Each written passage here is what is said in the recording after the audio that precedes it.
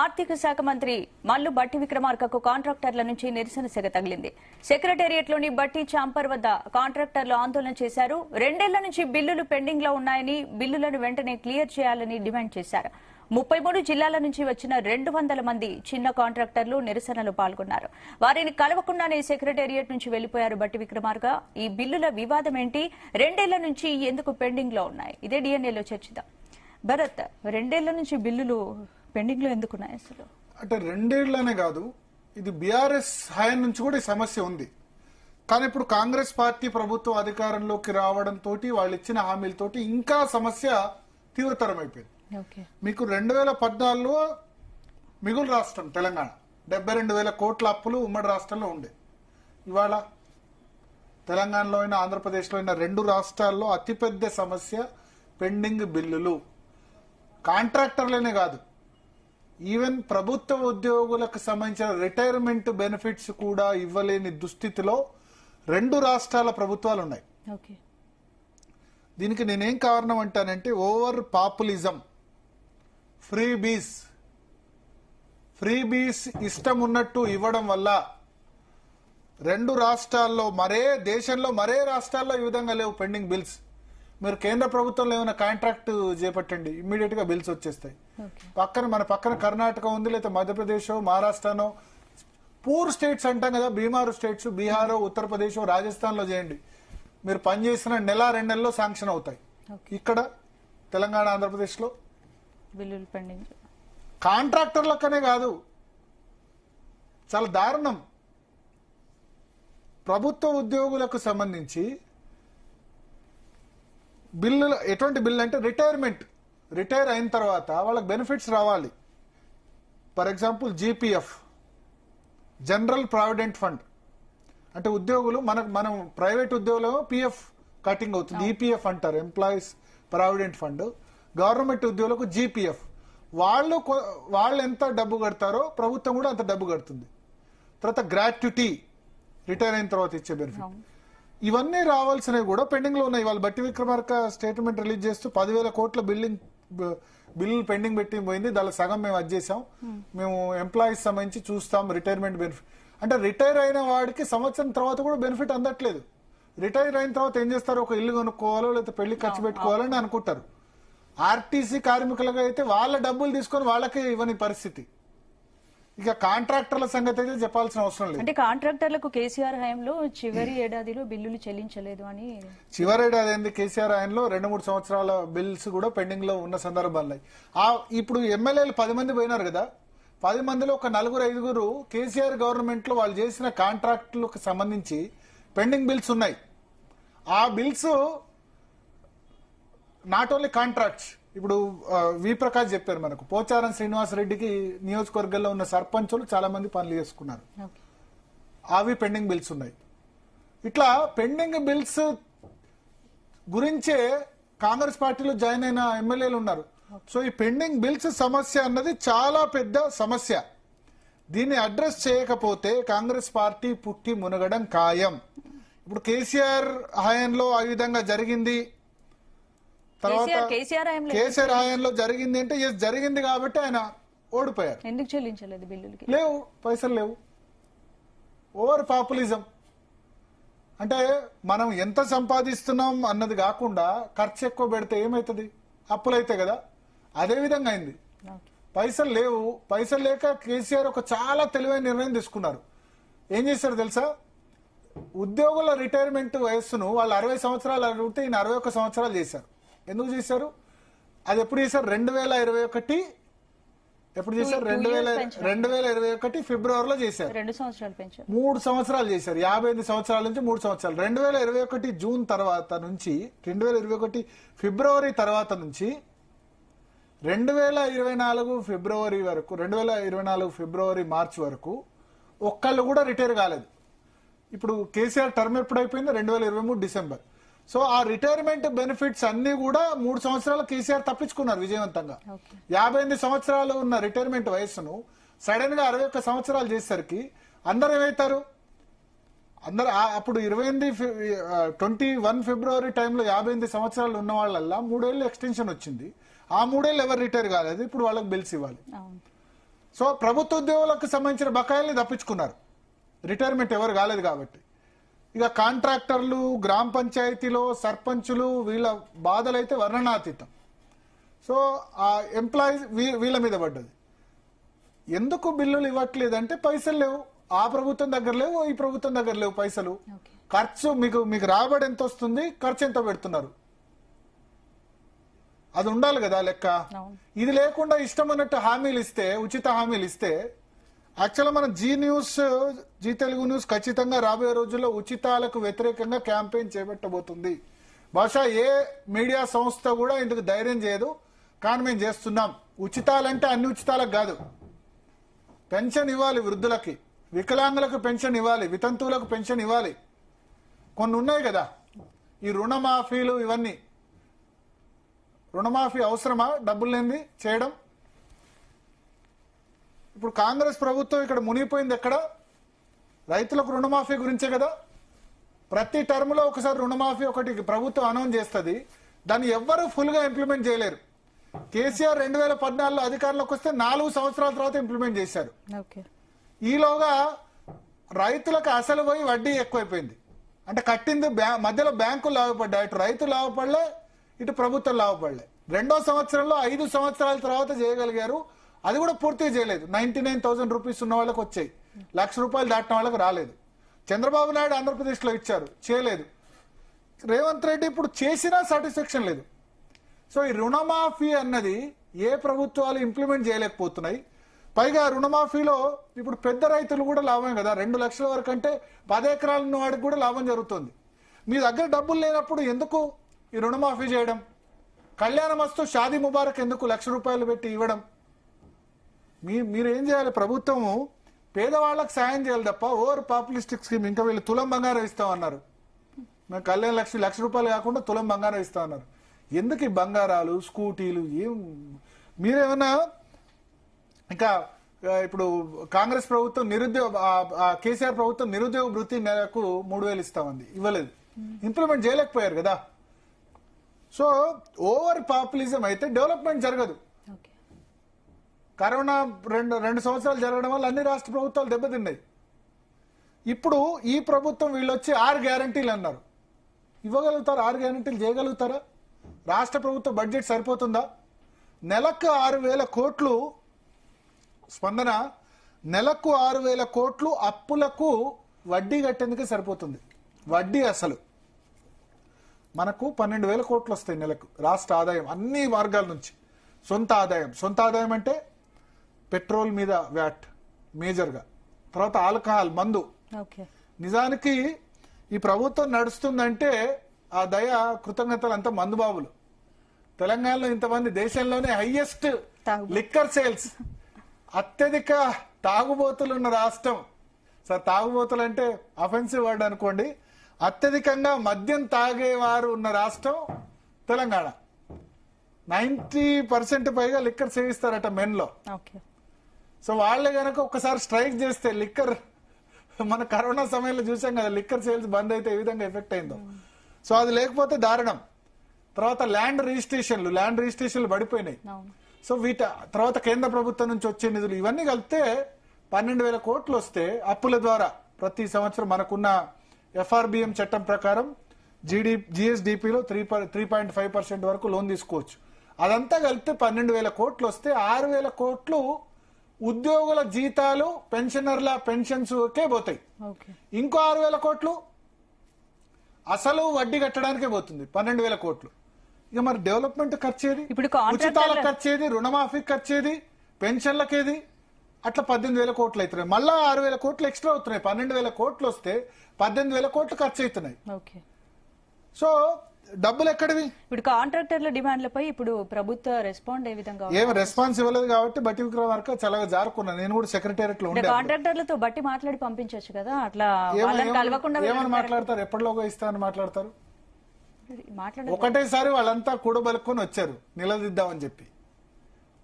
నేను కూడా ఆ టైంలో సెక్రటేరియట్ లో ఉన్నా, ఇది జరుగుతున్నప్పుడు మొత్తం మంది ఏం జరుగుతుందని చూశారు. 5th floor లో అసలు ఏం జరుగుతుంది, బట్టి విక్రమార్క ఛాంబర్ లో ఏం జరుగుతుందని అందరు కూడా బయటకు వచ్చి చూశారు.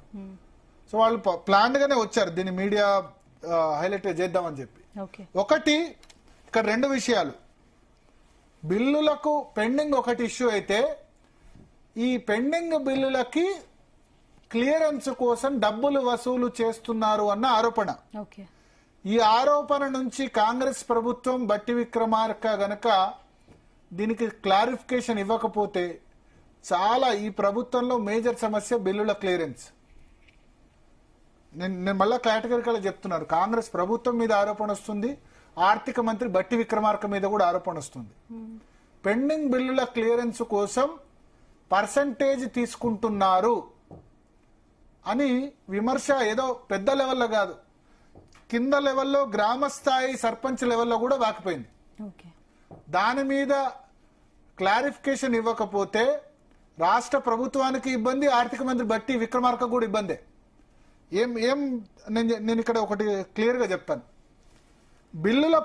బిల్లులకు సంబంధించి ఇన్ఫార్మల్ గా అందరూ చేసుకున్న అగ్రిమెంట్, అంటే పెద్ద కాంట్రాక్టర్ల నుంచి, ఇది చాలా మందికి తెలియదు, పెద్ద కాంట్రాక్టర్ల నుంచి బిల్లులు క్లియరెన్స్ చేయాలంటే ఏ ప్రభుత్వంలో ఉన్నా, మీరు అది కాంగ్రెస్ ప్రభుత్వం అనుకోండి, బీజేపీ అనుకోండి, టీఆర్ఎస్ అనుకోండి, ఆంధ్రప్రదేశ్లో వైసీపీ అనుకోండి, టీడీపీ అనుకోండి, 6% కమిషన్ తీసుకుంటారు. 6% ఈజ్ అఫీషియల్ గా 6%. అంటే పెద్ద కాంట్రాక్టర్లు, చిన్నవాళ్ళు కాదు. ఓకే. 50 కోట్లు ఉన్నాయి అనుకోండి, 50 కోట్లు 6% అన్నది ఇంకా అది ఒక 10-15 సంవత్సరాలుగా అమల్లో ఉంటూ వస్తుంది. అది కిరణ్ కుమార్ రెడ్డి గవర్నమెంట్ నుంచి ఇంప్లిమెంట్ అవుతూ వస్తుంది. రోషయ్య, కిరణ్ కుమార్ రెడ్డి, రాజశేఖర రెడ్డి టైం నుంచి ఉంది. ప్రభుత్వానికి ఇవ్వాలి, ప్రభుత్వం అంటే ఆ పార్టీకి ఫండ్ ఇవ్వాలి. అంటే 100 కోట్లు తీసుకుంటే బిల్లు 6 కోట్లు క్లియరెన్స్ చేసినందుకు ఇవ్వాలి కదా. ఇది ఇంప్లిమెంట్ అవుతుంది, దీన్ని యాక్సెప్ట్ చేశారు పెద్ద కాంట్రాక్టర్లు, పెద్దవాళ్ళ విషయంలో. కానీ ఇప్పుడు వస్తున్న ఆరోపణ ఏంటంటే ఈ 6% కాస్త దీన్ని 10%, 11%కు పెంచారు. 6% నుంచి ఏకంగా 10%కు పెంచారు. ఎందుకంటే హైకమాండ్ కు ఫండ్, కాంగ్రెస్ హైకమాండ్ కు ఫండ్ అంటారు. దానివల్ల ప్రతిపక్షాలు తెలంగాణ జాతీయ పార్టీకి ఒక ఏటీఎంఆ అని విమర్శలు వచ్చే పరిస్థితి నెలకొంది. రెండోది బట్టి విక్రమార్కకు సంబంధించి, ఎందుకంటే ఆయనకు డిప్యూటీ సీఎంగా, ఇప్పుడు అంతకుముందు సిఎల్పి నేతగా ఉన్నప్పుడు మంచి ఇమేజ్ ఉండేది. కానీ ఇప్పుడు ఆర్థిక శాఖ మంత్రిగా ఎప్పుడైతే బాధ్యతలు స్వీకరించారో, ఈ బిల్స్ క్లియరెన్స్ కావట్లేదో, ఆయన మీద రేవంత్ రెడ్డి కంటే ఎక్కువ టార్గెట్ బట్టి విక్రమార్కని అందరు చేస్తున్నారు. ఎమ్మెల్యేల దృష్టిలో చాలా చెడైపోయినారు బట్టి విక్రమార్క. ఎందుకంటే ఎమ్మెల్యేల సిఫార్సులో కూడా అక్కడ బిల్లు శాంక్షన్ చేసే పరిస్థితి లేదు. బయట ఏంటాకంటే సొంత పార్టీ వాళ్లే ఆయన బాగా బ్లేమ్ చేస్తున్నారు, కుటుంబ సభ్యులను కూడా లాగుతున్నారు. దీన్ని బట్టి విక్రమార్క అర్థం చేసుకోవాలి. బయట ఆయన కరెక్ట్ ఫీడ్బ్యాక్ వెళ్తుందో లేదో తెలీదు. ఆయన కుటుంబ సభ్యుల్ని, ఎగ్జాంపుల్ ఆయన భార్య కమిషన్ తీసుకొని 10%కి, ఇవాళ మహేశ్వర్ రెడ్డి కామెంట్ చేశారు, మొన్న ఈటెల రాజేందర్ కామెంట్ చేశారు, 6% ఉన్న కమిషన్ ని 10% పెంచి ఆయన భార్య జోక్యం చేసుకుంటున్నారు బిల్లుల విషయంలో అని చెప్పి అన్ని రాజకీయ పార్టీ నేతలు మాట్లాడుతున్నారు. కాంగ్రెస్ పార్టీ నేతలు కూడా మాట్లాడుతున్నారు. ఇది మనం అంటుంది కాదు. కాంగ్రెస్ పార్టీ నేతలు ఆఫ్ ది రికార్డ్ లో, ఆన్ ది రికార్డ్ లో కూడా మాట్లాడిన సందర్భం ఉంది. మొన్న సిఎల్పి మీటింగ్ లో కూడా దీని మీద బట్టి విక్రమార్క ఆర్థిక శాఖ ముఖ్య కార్యదర్శి రామకృష్ణారావును పిలిచి ప్రజెంటేషన్ ఇచ్చారు ఎమ్మెల్యేలకి, మనం వచ్చిన తర్వాత ఎన్ని బిల్స్ చేసాం, ఎంతెంత ఇచ్చామని. సో ఇది బిల్లుల క్లియరెన్స్ అన్నది నీకు రేవంత్ రెడ్డికి ఎక్కడ చెడ్డ పేరు రావట్లేదు, చెడ్డ పేరు బట్టి విక్రమార్కకు వస్తుంది. ఇక్కడ ఆర్థిక మంత్రిగా ఉన్నారు కాబట్టి బహుశా హైకమాండ్ దృష్టికి కూడా చాలా మంది తీసుకెళ్లి ఉంటారు. కానీ ఏం చెప్తున్నారంటే ఇది హైకమాండ్కి వెళ్తుందని. కానీ కాంగ్రెస్ హైకమాండ్ కూడా చెడ్డ పేరే కదా ఇట్లా బిల్లులకు డబ్బులు తీసుకుంటే. సరే 6% ఈజ్ యాక్సెప్టెడ్ ఎవరికి, పెద్ద కాంట్రాక్టర్లు. కానీ 10 లక్షల రూపాయల బిల్లు ఉన్నవాడు కూడా 6%, 10% తీసుకుంటే ఎట్లా? చిన్న చిన్న బిల్లులు ఉన్న వాళ్ళు కూడా పర్సెంటేజ్ తీసుకుంటే బదనం అయిపోతారు కదా. మీరు పెద్ద కాంట్రాక్టర్ల చేతిలో తీసుకోవడం అనేది అది తప్పే, కానీ accepted, universally accepted. Open secret last 15-20 సంవత్సరాలుగా బిల్లులకు 6% తీసుకోవడం అన్నది ఓపెన్ సీక్రెట్ పెద్ద పెద్ద వాటికి. ఎందుకంటే పార్టీలు ఎన్నికల్లో ఖర్చు పెట్టాలి. ఎక్కడి నుంచి వస్తాయి? ఓటుకు డబ్బు ఎక్కడి నుంచి? ఇక్కడ అడుగుతారు కదా ఓటరు, మాకు ఓటుకు ఇమ్మంటాడు కదా డబ్బులు, ఎక్కడి నుంచి వస్తాయి పార్టీల దగ్గరికి? వాళ్ళ నోట్లు ప్రింట్ చేస్తారా? లేదు, ఈ కాంట్రాక్టర్ల దగ్గర నుంచి 6% తీసుకుని కాంట్రాక్టులు ఇచ్చినందుకు దాన్నే ఎన్నికల్లో రాజకీయ పార్టీలు ఖర్చు పెడతాయి కదా. సో ఇప్పుడు పెద్ద కాంట్రాక్టర్ల దగ్గర తీసుకునేది పోయి చిన్న చిన్న సర్పంచులు వాళ్ళు 10,000 ఈ ఉద్యోగుల రిటైర్మెంట్ బెనిఫిట్స్ కూడా డబ్బులు అడుగుతున్నారండి సబ్ ట్రెజరీ వాళ్ళు. సో ఈ కరప్షన్ అన్నది లీగలైజ్ అయిపోయింది, ఇన్స్టిట్యూషనలైజ్ అయిపోయింది. ముఖ్యంగా బట్టి బ్లేమ్ అయిపోతుంది, బట్టి బాగా బ్లేమ్ అవుతున్నారండి. రియలైజ్ కావాలి, దాన్ని ఏదో విధంగా అడ్రస్ చేయాలి. ఇదేదో గంప కింద కప్పించితే కాదు. ఆయనకు చాలా బ్యాడ్ నేమ్ ఎమ్మెల్యేలో వస్తుంది, ఆయనకు చెప్తున్నారో లేదో. కింది స్థాయి ప్రజల్లో కూడా వెళ్ళింది ఆర్థిక మంత్రి దీన్ని డబ్బులు తీసుకుంటున్నారని చెప్పి. మరి ఆయన ఆ డబ్బుల్ని హైకమాండ్ ఎవరైనా వాస్తవం రాజశేఖర్ రెడ్డి ఉన్నప్పుడు కాంగ్రెస్ హైకమాండ్ డబ్బులు పంపించాడు, రోషయ్య పంపించాడు, కిరణ్ కుమార్ రెడ్డి పంపించాడు. ఇక్కడ కేసీఆర్ ఉన్నప్పుడు కేసీఆర్ కూడా డబ్బులు కావాలి ఎలక్షన్ లో ఖర్చు పెట్టేందుకు. వాళ్ళు ఢిల్లీ పంపించాల్సిన అవసరం లేదు. బీజేపీ పాలిత రాష్ట్రం ఉంటే బీజేపీ కూడా పంపించాలి. సరే కేంద్రంలో వాళ్ళు అధికారులు ఉన్నారు కాబట్టి అంత అవసరం పడకపోవచ్చు. ఇప్పుడు కాంగ్రెస్ అధికారులు ఉంది 3 రాష్ట్రాలు, కర్ణాటక, తెలంగాణ, హిమాచల్ ప్రదేశ్. మొన్న మహారాష్ట్ర ఎలక్షన్లు ఎక్కడి నుంచి ఖర్చు పెట్టాలి డబ్బులు? దేశంలో మొన్న ఎలక్షన్ జరిగినప్పుడు పార్లమెంట్ ఎలక్షన్ లో ఖర్చు పెట్టాలి కదా, అది ఓపెన్ సీక్రెట్. కానీ 6% కాకుండా 10%, 11%, 12% తీసుకుంటున్నారు, చిన్న కాంట్రాక్టర్ల దగ్గర నుంచి తీసుకుంటున్నారని బాగా బ్లేమ్ అవుతున్నారు బట్టి విక్రమార్క. సో ఆయన గనక వినుంటే డెఫినెట్ గా ఇదేదో ఆయన ఒక్కరే తీసుకున్నట్టు కాదు, ఇంతకుముందు తీసుకున్నారు ఆర్థిక మంత్రులు అంటే డైరెక్ట్ ముఖ్యమంత్రులు తీసుకునేవాళ్ళు. దీనిలో ఆయన పర్సనల్ గా బ్లేమ్ అవుతున్నారు. చాలా మంది మొన్న ఎమ్మెల్యేలు 11 మంది ఎమ్మెల్యేలు మీటింగ్ పెట్టినప్పుడు అది కేవలం పొంగులేటి వ్యతిరేకమనే కాదు, అక్కడ బట్టి విక్రమార్క బిల్స్ దాని గురించి కూడా వచ్చింది.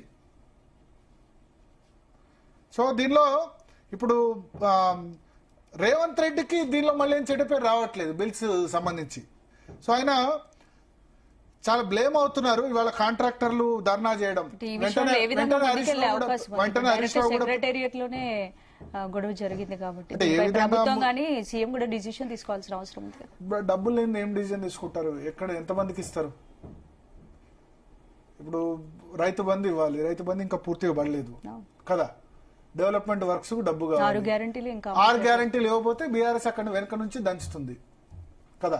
6 గ్యారంటీలు ఎక్కడ? అన్ని గ్యారంటీలు ఇవ్వలేరు, సాధ్యం కాదు. సో అధికారంలోకి వద్దామన్న ఉద్దేశంతో అన్ని హామీలు ఇచ్చారు. నా ఉద్దేశంలో ఈ 6 గ్యారంటీలను చూసి ఓటేశారని నేను అనుకోను, బీఆర్ఎస్ మీద వ్యతిరేకత వేశారు. రేవంత్ సర్కార్ చేసిన బిగ్గెస్ట్ మిస్టేక్ రుణమాఫీ మొదటి సంవత్సరంలోనే చేయడం. హరీష్ రావు ట్రాప్ లో పడ్డారనిపిస్తుంది. రుణమాఫీ చేశారు. ఇప్పుడు కాంగ్రెస్ పార్టీ ఎమ్మెల్యేలు కూడా ఏమంటున్నారు, మీరు ఏ ప్రోగ్రాం ఏ కార్యక్రమం చేసినా రైతు బంధు అయినా రుణమాఫీ అయినా 100% చేయండి, సాచ్యురేషన్ లో చేయండి. సగం చేస్తే ఇబ్బందులు వస్తాయి. కేసీఆర్ కొంప ముంచింది దళిత బంధు ప్రోగ్రాం. దళిత బంధు 10 లక్షల మంది ఎంతమందికి ఇవ్వగలుగుతారు? ఇవ్వలేదు కదా.